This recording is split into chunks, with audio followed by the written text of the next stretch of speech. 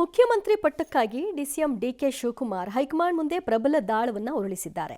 ದೆಹಲಿಯಲ್ಲಿ ನಿನ್ನೆ ರಾತ್ರಿ ಎಐಸಿಸಿ ಅಧ್ಯಕ್ಷ ಮಲ್ಲಿಕಾರ್ಜುನ ಖರ್ಗೆ ಹಾಗೆ ಪ್ರಧಾನ ಕಾರ್ಯದರ್ಶಿ ಕೆಸಿ ವೇಣುಗೋಪಾಲ್ರನ್ನ ಭೇಟಿ ಮಾಡಿದರು.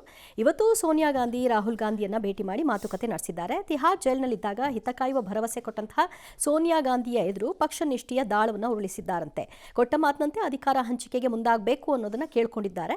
ಸುಮಾರು 30 ನಿಮಿಷಗಳ ಮಾತುಕತೆಯಾಗಿದೆ. ಸೂಕ್ತ ಕಾಲದಲ್ಲಿ ಸೂಕ್ತ ನಿರ್ಧಾರ ಕೈಗೊಳ್ತೀವಿ ಅಂತ ಸೋನಿಯಾ ಗಾಂಧಿ, ರಾಹುಲ್ ಗಾಂಧಿ ಭರವಸೆ ಕೊಟ್ಟಿದ್ದಾರಂತೆ. ಇನ್ನು ಹೈಕಮಾಂಡ್ ನಾಯಕರ ಭೇಟಿ ಬಳಿಕ ಕಾಲವೇ ಎಲ್ಲದಕ್ಕೂ ಉತ್ತರ ಕೊಡುತ್ತೆ ಅಂತ ಡಿಕೆ ಶಿವಕುಮಾರ್ ಹೇಳಿದ್ರು. 5 ವರ್ಷವೂ ನಮ್ಮ ಅಪ್ಪನೇ ಮುಖ್ಯಮಂತ್ರಿ ಅಂದಿರೋ ಯತೀಂದ್ರಗೂ ಟಕ್ಕರ್ ಕೊಟ್ಟರು. ದೆಹಲಿ ಪ್ರವಾಸ ಮುಗಿಸಿ ಬೆಂಗಳೂರಿಗೆ ಆಗಮಿಸಿರುವ ಡಿಕೆ ಶಿವಕುಮಾರ್ ಕ್ಯಾಬಿನೆಟ್ ಸಭೆಯಲ್ಲಿ ಭಾಗಿಯಾಗಿದ್ದಾರೆ. ಇನ್ನು ಡಿಕೆಶಿ ಪಟ್ಟೇನ್ ಹಾಗಾದ್ರೆ ಹೈಕಮಾಂಡ್ ಕೊಟ್ಟ ಭರವಸೆ ಏನು ನೋಡೋಣ. ಒಳಗಡೆ ಏನ್ ಮಾತಾಡಿದೆ, ಯಾರ ಹತ್ರ ಮಾತಾಡಿದೆ ಅಂತ ನಾನೇನು ಡಿಸ್ಕ್ಲೋಸ್ ಏನ್ ಮಾಡಬೇಕಾದಂತ ಅವಶ್ಯಕತೆ ಇಲ್ಲ. ಬೀದಿಯಲ್ಲಿ ನಿಂತ್ಕೊಂಡು ನಾವೆಲ್ಲ ಅದೆಲ್ಲ ರಾಜಕಾರಣ ಮಾತಾಡೋದು ತರ ಇಲ್ಲ. ಏನೇನ್ ಮಾತಾಡಬೇಕು ಮಾತಾಡಿದೀವಿ. ನಾನು ಬಂದಿರೋದೇ ರಾಜಕಾರಣ ಮಾಡ್ಲಿಕ್ಕೆ. ಎಲ್ಲ ವಿಚಾರನ ಮಾತಾಡದೆ ಬರೀ ಸುಮ್ನೆ ಇಲ್ಲಿ ಬಂದು ಗಾಳಿ ಕುಡ್ಕೊಂಡು ಹೋಗಿ ಬಂದಿದೀವ. ನಾವು ಏನೇನ್ ಬೇಕೋ ನಾವು ಮಾತಾಡಿದೀವಿ. ಕಾಲ ಎಲ್ಲದಕ್ಕೂ ಉತ್ತರ ಕೊಡ್ತದೆ.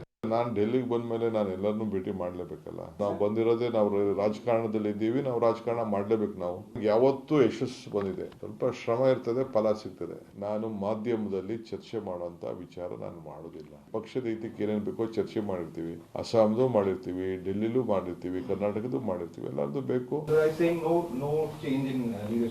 ಅವ್ರ ಹೈಕಮಾಂಡ್ ಜೀನಿ ಸ್ಲಿಮ್ ತಗೊಳಕ್ಕೆ ಸ್ಟಾರ್ಟ್ ಮಾಡಿದ್ನೋ ಅವಾಗ ಮಂತ್ಲಿ ಪೀರಿಯಡ್ಸ್ ಆಗ್ತಾ ಇದೀನಿ. PCOD ಪ್ರಾಬ್ಲಮ್ ನಾರ್ಮಲ್ ಆಗಿದೆ, ಥೈರಾಯ್ಡ್ ನಾರ್ಮಲ್ ಆಗಿದೆ. ಪೀರಿಯಡ್ಸ್ ಎಲ್ಲ 6 ಮಂತ್ ಆದ್ರೂ ಆಗ್ತಾ ಇದಿಲ್ಲ. ಇವಾಗ ರೆಗ್ಯುಲರ್ ಪೀರಿಯಡ್ಸ್ ಆಗ್ತಾ ಇದೆ. ಜೀನಿ ಸ್ಲಿಮ್ ನ ಯೂಸ್ ಮಾಡಿ 8 ತಿಂಗಳಲ್ಲಿ 55 kg ಸಣ್ಣ ಆಗಿದ್ದಾರೆ. ಜೀನಿ ಸ್ಲಿಮ್ ತಗೊಳ್ಳಿ, ಬೇಗ ಸಣ್ಣ ಆಗ್ತೀರಾ, ಫ್ಯಾಟ್ ಲಾಸ್ ಆಗ್ತದೆ. ಜೀನಿ ಸ್ಲಿಮ್ ನ ಯೂಸ್ ಮಾಡಿ 100% ಯಾವುದೇ ಸೈಡ್ ಎಫೆಕ್ಟ್ ಇಲ್ದಂಗೆ ಸಣ್ಣ ಆಗ್ತೀರಾ. ಇಲ್ಲಿವರೆಗೂ ಡೆಲ್ಲಿಗೆ ಹೋಗ್ತಾ ಇದ್ರು, ಭೇಟಿಗೆ ಅವಕಾಶ ಪಡೆಯೋದಕ್ಕೆ ನೋಡ್ತಾ ಇದ್ರು, ಆಗಿರ್ಲಿಲ್ಲ. ಬಟ್ ಈ ಹಂತದಲ್ಲಿ ಅವರು ಫಸ್ಟ್ ಆಫ್ ಆಲ್ ಡಿಕೆ ಒಬ್ಬ ಪ್ರದೇಶ ಕಾಂಗ್ರೆಸ್ ಅಧ್ಯಕ್ಷನಾಗಿ, ಮಂತ್ರಿಯಾಗಿ, DCM ಆಗಿ, ಪಕ್ಷಕ್ಕೆ ಇಷ್ಟೆಲ್ಲ ಮಾಡಿಸ್ಕೊಂಡಿರೋರಾಗಿ ಇಷ್ಟು ದಿನ ಅವ್ರನ್ನ ಭೇಟಿಯಾಗದೆ ಸತಾಯಿಸಿದ್ದೇ ದೊಡ್ಡ ಅವಮಾನ ಮತ್ತು ಮೂರ್ಖತನ ಕಾಂಗ್ರೆಸ್ಸಿನ ಹೈಕಮಾಂಡ್ದು. ಈಗಲೂ ಆರೋಪಿ ಅಲ್ಲ, ಅಪರಾಧಿ ಕಾಂಗ್ರೆಸ್ ಹೈಕಮಾಂಡ್.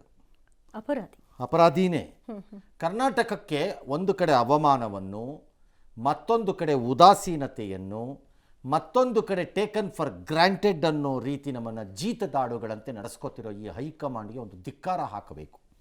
ಕಾರಣ, ಇದರಿಂದ ಆಗಿರುವ ಆಡಳಿತದ ಮೇಲೆ ಪರಿಣಾಮಗಳು, ಅನವಶ್ಯಕವಾದಂತಹ ರಾಜಕಾರಣದಿಂದಾಗಿರಬಹುದಾದಂತಹ ಬೆಳವಣಿಗೆಗಳು, ಅದರಿಂದ ಹರಿದಿರುವ ಕೆಟ್ಟ ರಕ್ತ, ಮಾತು ಎಲ್ಲ.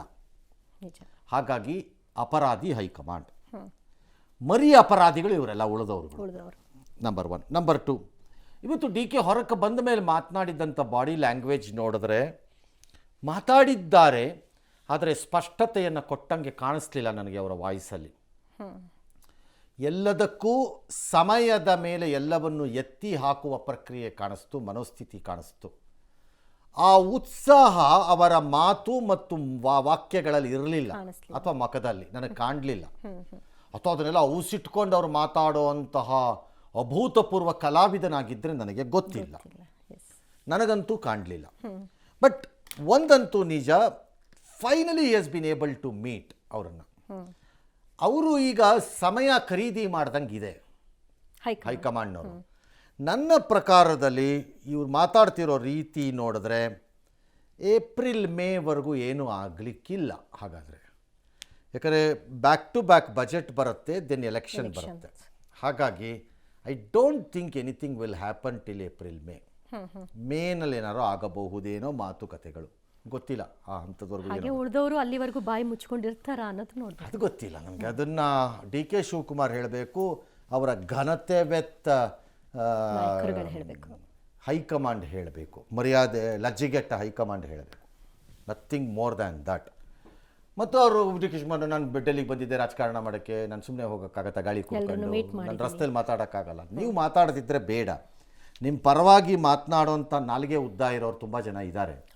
ಅವ್ರು ಮಾತಾಡಲಿ, ರಸ್ತೆನಲ್ಲೋ ಚರಂಡಿ ಮೇಲೆ ನಿಂತ್ಕೊಂಡೋ ಅಥವಾ ಅರಮನೆಯಲ್ಲಿ ನಿಂತ್ಕೊಂಡೋ ಎಲ್ಲೋ ಮಾತಾಡಲಿ, ಆಗ ನೋಡೋಣ.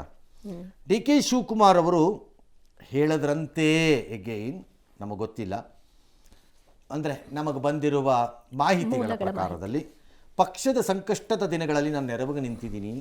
IT, ED, CBI ದಾಳಿಯಿಂದ ತಿಹಾರ್ ಜೈಲು ಸೇರಿದ್ದೀನಿ. ನೀವೇ ಜೈಲಿಗೆ ಬಂದು ಭರವಸೆ ಕೊಟ್ಟಿದ್ದೀರಿ, ಕೊಟ್ಟ ಮಾತನ್ನು ನೀವು ಈಡೇರಿಸೋದು ಯಾವಾಗ ಅಂತ ಕೇಳಿದ್ದಾರೆ ಅಂತ ಸುದ್ದಿ. ಅಲ್ಲ ಇದೆಲ್ಲ ನೆನಪಿಲ್ವಾ ಸರ್ ಅವರಿಗೆ? ಇದನ್ನು ಪದೇ ಪದೇ ಎಲ್ಲ ನೆನಪಿದೆ, ಯಾವುದು ನೆನಪಿಲ್ಲದೆ ಇರೋದೇನಿಲ್ಲ. ಈಗ ನೆನಪಿಲ್ಲದೆ ಇದ್ದಿದ್ದರೆ ಅವರು ಹಂಗಾರೆ ಅವ್ರುಗಳಲ್ಲಿ ಆಯಾ ಹುದ್ದೆಗಳಲ್ಲಿ ಇರಬಾರ್ದು. ಅವ್ರಿಗೆಲ್ಲ ಮರೆಗುಳಿತನ ಬಂದುಬಿಟ್ಟಿದೆ ಅಂತ ಹೇಳಿ ಅದೊಂದು ರೋಗ ಅಂತ ಹೇಳಿ ಅವ್ರಿಗೋಗಿ ಟ್ರೀಟ್ಮೆಂಟ್ ಕೊಡಿಸ್ಬೇಕಾಗ.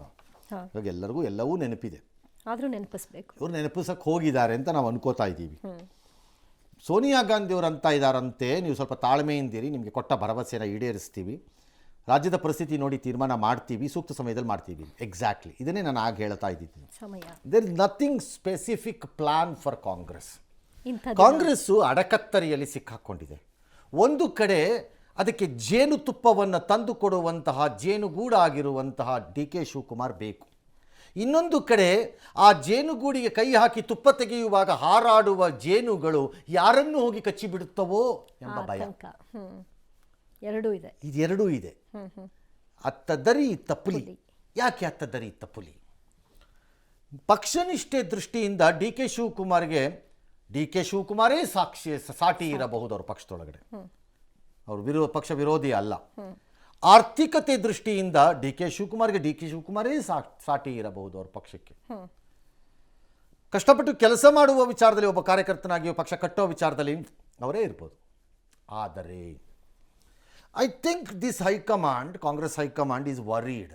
ಸ್ವಲ್ಪ ಯೋಚನೆಯಲ್ಲಿದೆ ಅನಿಸುತ್ತೆ. ಏನು, ಸಿದ್ದರಾಮಯ್ಯನವ್ರನ್ನ ತೆಗೆದು ಇನ್ನೊಬ್ರಿಗೆ ಅವಕಾಶ ಕೊಡಬೇಕು ಅನ್ನೋ ಒಪ್ಪಂದ ಆಗಿರಲೂಬಹುದು, ಮಾತುಕತೆಯೂ ನಡೆದಿರಬಹುದು.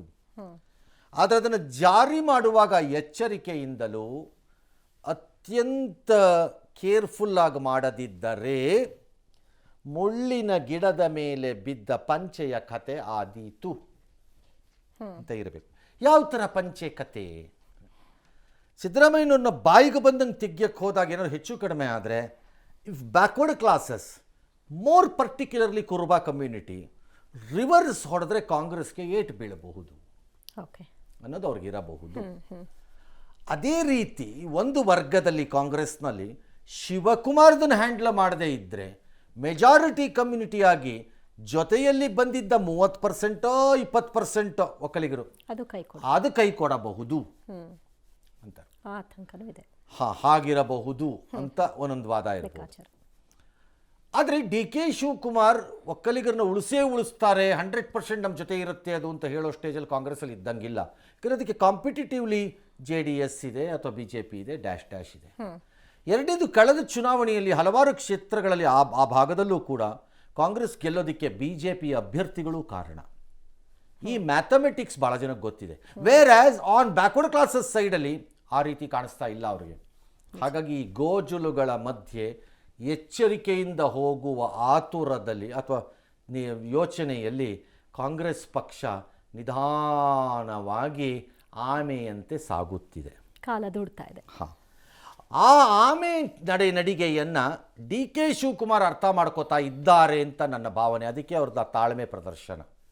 ಅವ್ರಿಗೆ ಗೊತ್ತಿದೆ ಇದ್ರ ಮೇಲೆ ನನ್ನ ಕೈಲಿ ಇನ್ನೇನು ಮಾಡ್ಲಿಕ್ಕಾಗಲ್ಲ, ಹಠ ಮಾಡಕ್ ಬರ, ಅವ್ರಿಗೆ ಗೊತ್ತಿದೆ ಅವ್ರಿಗೆ ಇದ್ರ ಮೇಲೆ ನನ್ನ ಕೈಲಿ ಇನ್ನೇನು ಮಾಡ್ಲಿಕ್ಕಾಗಲ್ಲ ಇದ್ರ ಮೇಲೆ. ಆದರೆ ಅದು ಅವರ ಹಿಂಬಾಲಕರಿಗೆ ಅಪ್ಲೈ ಆಗ್ತಾ ಇಲ್ಲ, ಅವ್ರ ನಾಲಿಗೆಗೆ ಅದು ಗೊತ್ತಾಗ್ತಾ ಇಲ್ಲ, ಅದು ಅವ್ರ ಬ್ರೈನ್ಗೆ ಅದು ಅರ್ಥವಾಗ್ತಿಲ್ಲ. ಹಾಗೆ ಅವ್ರು ಏನೇನೋ ಮಾತಾಡ್ತಾರೆ. ಇದು ಕತೆ. ರಾಹುಲ್ ಗಾಂಧಿ ಹೇಳ್ತಾರಂತೆ, ನಿಮ್ಮೊಂದು ಮಾತುಕತೆ ನಡೆಸ್ತೀವಿ, ಯಾವಾಗ ಅನ್ನೋದನ್ನು ತೀರ್ಮಾನ ಮಾಡ್ತೀವಿ ನೋಡ್ಕೊಳ್ಳಿ. ಡಿ ಕೆ ಶಿವಕುಮಾರ್ ಕ್ಯಾಂಪ್ ಪ್ರಕಾರ ತೀರ್ಮಾನ ಆಗೋಗಿದೆ, ಇನ್ನೊಂದು ಡೇಟ್ ಕೊಡಕ್ಕೆ ರೆಡಿ ಇದ್ದಾರೆ. ಸಮಯ ನಿಗದಿ ಆಗ್ಬಿಟ್ಟಿದೆ. ಇಬ್ಬರ ಮಧ್ಯೆ ಅಧಿಕಾರ ಹಂಚಿಕೆಯ ಅವಧಿ ಇತ್ಯರ್ಥ ಆಗೋಗಿದೆ. ಇದು ಎಂದೋ ಜಾರಿಗೆ ಬರಬೇಕಿದ್ದಂತಹ ಒಪ್ಪಂದ ಇದು. ಆದರೆ ರಾಹುಲ್ ಗಾಂಧಿ ಹೇಳ್ತಾರೆ ಮಾತುಕತೆ ಯಾವಾಗ ಅನ್ನೋದನ್ನು ತೀರ್ಮಾನ ಮಾಡ್ತೀವಿ ಅಂತಾರೆ. That shows simple thing. Rahul is A varied man. ಭಯ, ಅವರ ಕಣ್ಣಲ್ಲಿ ಭಯ ಕಾಣಿಸುತ್ತಿದೆ. ಅವ್ರು ಹೇಳ್ತಾರಲ್ಲ, ಮೋದಿ ಕಣ್ಣಲ್ಲಿ ಭಯ ಕಾಣಿಸುತ್ತಿದೆ. ಏನು ಅವ್ರ ಕಣ್ಣಿಗೆ ಟಾರ್ಚ್ ಹಾಕ್ಕೊಂಡು ಭಯ ಅಂತ ನೋಡಿದ್ರ ರಾಹುಲ್ ಗಾಂಧಿ? ಅವರ ಕಣ್ಣಲ್ಲಿ ಪ್ರೀತಿ ಇಲ್ಲ, ಭಯ ಕಾಣಿಸುತ್ತಿದೆ. ಈ ಪೊಯೆಟಿಕ್ ಟಾಕಿಯಿಂದ ಒಂದು ಎಲೆಕ್ಷನ್ ಗೆಲ್ಲಕ್ಕಾಗಲ್ಲ ಅನ್ನೋ ಕಾಮನ್ ಸೆನ್ಸ್ ಇಲ್ದ್ರೆ ಏನು ಮಾಡೋಣ? ರಾಹುಲ್ ಗಾಂಧಿ ಯಾರೇ ಆಗಲಿ ಒಂದು ತಿಳ್ಕೊಬೇಕು ಪಾಲಿಟಿಕ್ಸಲ್ಲಿ, ಈ ಪೊಯೆಟಿಕ್ ಭಾಷೆಯಿಂದ ನೀವು ಉದ್ಧಾರ ಆಗ್ತೀರಿ ಅಂತ ಅನ್ಕೋಬೇಡಿ. ಚುನಾವಣೆಗಳಲ್ಲಿ ಗೆಲ್ಲುವ ಸಾಮರ್ಥ್ಯ ಇದ್ದು ಪೊಯಿಟಿಕ್ ಲ್ಯಾಂಗ್ವೇಜ್ ಇದ್ದರೆ ಭಾಳ ದೊಡ್ಡ ಲೀಡ್ರು ಅಂತ ಅನ್ನಿಸ್ಕೋಬೋದೇನೋ. ಬರೀ ಪೊಯಿಟಿಕ್ ಲ್ಯಾಂಗ್ವೇಜ್ ಚುನಾವಣೆಯಲ್ಲಿ ಸೋಲೋ ಗಿರಾಕಿ ಆದರೆ ಯಾವನು ಕೇರ್ ಮಾಡಲ್ಲ, ಸೀರಿಯಸ್ ಆಗಿ ನೋಡಿ ಯಾವನು ಕೇರ್. ರಾಜೀವ್ ಗಾಂಧಿ ಪ್ರಾಬ್ಲಮ್ ಅದೇನೆ. ರಾಹುಲ್. ನಾಳೆ ಬರೋ 3 ಚುನಾವಣೆಯಲ್ಲಿ ಪ್ರಮುಖವಾಗಿ ಪಶ್ಚಿಮ ಬಂಗಾಳ, ಕೇರಳ ಮತ್ತು ಅಸ್ಸಾಂ, ತಮಿಳುನಾಡು. ತಮಿಳುನಾಡಿನಲ್ಲಿ ಏನಾದ್ರು ಹೆಚ್ಚು ಕಡಿಮೆ ಆದರೆ ನಿಮ್ಮದು ಸಹವರ್ತಿ ಪಕ್ಷವಾಗಿ DMKಗೆ TMC ಅಲ್ಲಿ ಕುಸಿದು ಬಿದ್ದುಬಿಟ್ಟು BJP ಬರದೇ ಇದ್ದರೂ ಸರಿ ಕುಸಿದು ಬಿದ್ದುಬಿಟ್ರೆ, ಅಸ್ಸಾಮಲ್ಲಿ BJP ಉಳಿಸ್ಕೊಳ್ಳೋಕೆ ಸಾಧ್ಯ ಆಗಿಬಿಟ್ರೆ, ಕೇರಳದ ಒಂದರಲ್ಲಿ ನೀವು ಬಂದ ಕೂಡಲೇ ದೊಡ್ಡ ಲೀಡ್ರು ಅಂದ್ಕೊಂಡು ಓಡಾಡೋಕ್ಕಾಗಲ್ಲ. ಒಂದಕ್ಕೆ ಕಾಲರ್ ಎಗರಿಸಕ್ಕಾಗಲ್ಲ. ಈ ಬಾರಿ ಕೇರಳದ ಜನ ವೋಟ್ ಕೊಡೋದೇ ಆದರೆ ಕಾಂಗ್ರೆಸ್ಗೆ ಕೊಡ್ಬೋದು ಅಂತ ಇದ್ದಾರೆ ಎಲ್ಲರೂ, ಕೆಲವರೆಲ್ಲ. ಅದು ರಾಹುಲ್ ಗಾಂಧಿ ಮುಖ ನೋಡಲ್ಲ, ಪಿಣರಾಯಿ ವಿಜಯನ್ನ 2ನೇ ಅವಧಿಯ ಆಡಳಿತವನ್ನು ನೋಡಿ ಮತ್ತು ಕಮ್ಯುನಿಸ್ಟ್ಗಳ ವಿಚಾರದಲ್ಲಿ ಬೇಸತ್ತು ಅದು ಇವ್ರಿಗೆ ಲಾಭ ಅದು ಮಾಡ್ತಾ ಇರೋದು. ಅದನ್ನು ರಾಹುಲ್ ಗಾಂಧಿ ಕ್ರೆಡಿಟ್ ತಗೋತಾರೆ ಅಂತ ನನಗೆ ಗೊತ್ತಿದೆ, ನನಗೆ ಚೆನ್ನಾಗಿ ಗೊತ್ತು. ಕಾಂಗ್ರೆಸ್ ಲೀಡರ್ಗಳು ಕೇರಳನಲ್ಲೂ ಕೊಡ್ತಾರೆ, ರಾಹುಲ್ ಗಾಂಧಿ ಅಂದ್ಬಿಟ್ಟು ಕೊಡ್ತಾರೆ ಅದರ ಕ್ರೆಡಿಟನ್ನು. ಉಳಿದಲ್ಲಿ ಏನು ಅನ್ನೋದು ಹಾಗಾಗಿ ಅದರಿಂದ ಯಾವ ಪ್ರಯೋಜನವೂ ಆಗಲ್ಲ. ಅದನ್ನು ಇಟ್ಕೊಂಡು ಮತ್ತೆ ನೀವು ಪೊಯಟಿಕ್ಕಾಗಿ ಬರೀ ಬುರುಡ ಬಿಟ್ಕೊಂಡು ತಿರುಗಿದ್ರೆ ಆಗಲ್ಲ, ಅದು ಪ್ರಯೋಜನ ಇಲ್ಲ. ಎಸ್.